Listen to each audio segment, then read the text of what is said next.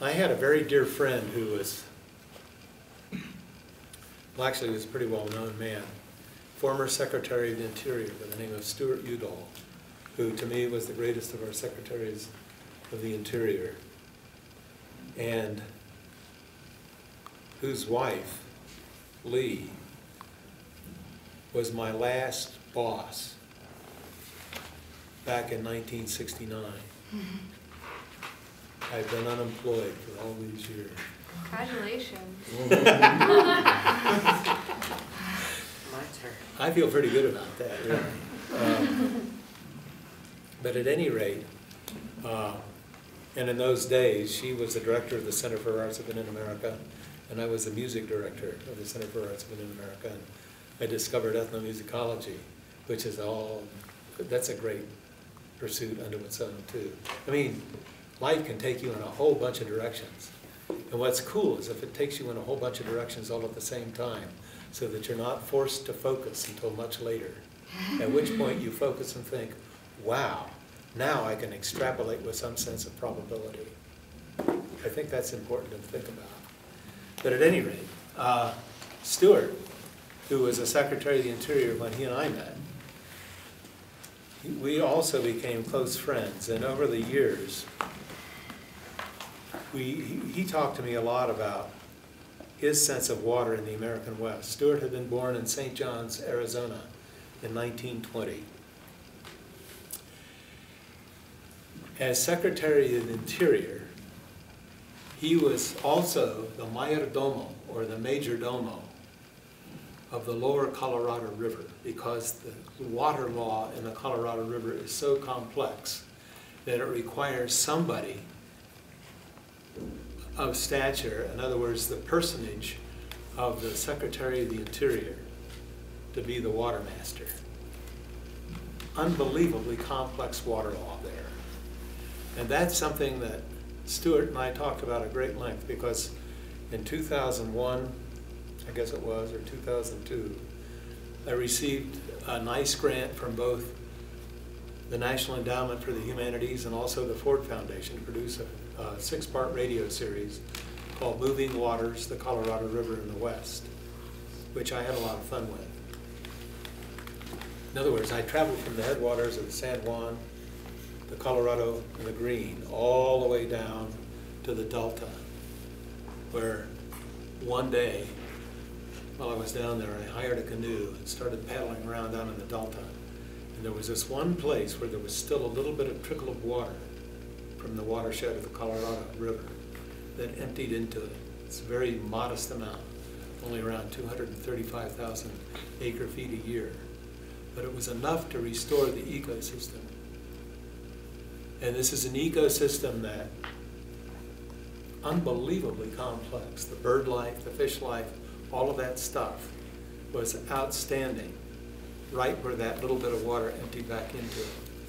Now, until the presence of the Hoover Dam, originally called the Boulder Dam, around an average of maybe 14 to 15 million acre feet would make it all the way down the Colorado River and into the north end of the Sea of Cortez. How many people have been to the Sea of Cortez? Well, that's a place you should try out. It's extraordinary down there. I've spent a lot of my life right there near Isla Tiburon, which means Shark Island. And it's a really cool place. That's where the Seri Indians live, and their sense of indigeneity to place is outstanding. I may have mentioned these people the last time I was here, but it was down there that I recorded a bunch of their songs where they focus on geomythic mapping. Just think about that. They use their mythic process, their intuitive understanding of their cultural relationship to homeland, and fit it in within the intellectual context of the mountain ranges, what they can see around them. And that creates their perspective about where they live. It's magnificent. It's similar to what happens with the Hopi. Yes? Just curious, what is your favorite part or favorite place in all of New Mexico? Like, what is your most favorite place to go in New Mexico, or like favorite part of it? Home. I really understand where I live. I know the plant life, and I know the animal life and the bird life pretty, and the star life when I go out and sit. I've got it. I've lived not there for 50 years, but I've lived there long enough. And I've lived in Santa Fe and environs long enough to have a pretty good understanding of it. And back in California days, when I was living in Larkspur, which is in Marin County, in those days it was pretty much the beat scene, the beat poetry and jazz scene was taking place in the Bay Area, and intellectually it was fabulous. It was amazing. But I had a dream about a house on a rise, and in the dream I saw myself running down the hill south of my house. And I live in that house now. Found that house, my wife found that house. And so we bought it and lived there. And from there to the west, which is the furthest I can see, is Mount Taylor, which according to a USGS map is exactly 100 miles from my house. That's a long way to be able to see. And I can see it on most days, almost all days at sunset, because the sun sets over to the west and it backlights it. To the south or southwest, I can see the south end of the Manzanos, which is about 85 miles away. To the northwest, I can see the Jemez Mountains, which is one of the two supervolcanoes in the United States, which is interesting. It must have been spectacular watching it erupt, if anybody was around to watch them. And then to the north, I can see the south end of the Rocky Mountains, and then to the east, it goes off into the Great Plains. I have a map on my bathroom wall that shows, the map was rendered in 1947, and it shows the different geophysical divisions of the contiguous 48 states. And in 1947, when that map was rendered, that's all the states there were. Alaska and Hawaii hadn't happened as states yet, which is interesting.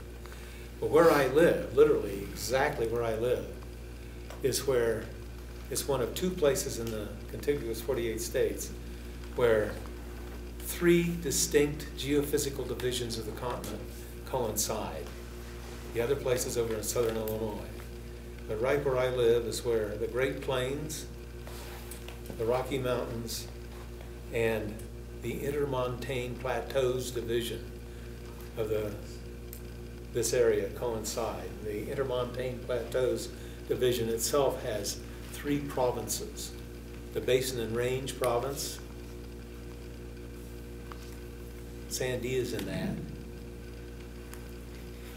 The Colorado Plateau, which is basically starting a few miles west of the Rio Grande, and it's that huge plateau that includes part of northwestern New Mexico, much of northern Arizona, part of southern Utah. And regarded by many as one of the most beautiful provinces there is. And then the third province is the Columbia Plateau, and that's defined watershed-wise by the Snake Columbia River system, which has an immense amount of water relative to where we are. So from that region, the Intermountain West, let's put it that way, there are three river systems that make it all the way to the ocean. The Columbia, which drains the northwestern part of what we think of as the northwestern part of our country. The Rio Colorado, which empties, or did empty, now it empties into Los Angeles and San Diego and Las Vegas. And it won't for long. And it used to empty into the Sea of Cortez. It's the most complicated river probably in the world from the point of view of the way it's been allocated. And then the Rio Grande, the oasis of the Rio Grande, which is actually a really long river. It's 1,880 some miles long, long river. And when you think about the presence of that river in this high desert country, I think I mentioned the last time I saw you guys that New Mexico has relatively less surface water than any other state.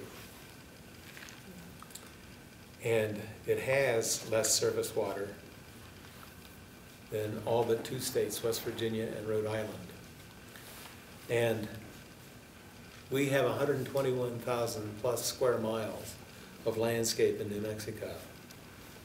It's regarded as the 3rd most geophysically and biologically diversified region, state, in the United States. Only Texas and California have more due to coastline, vast coastline.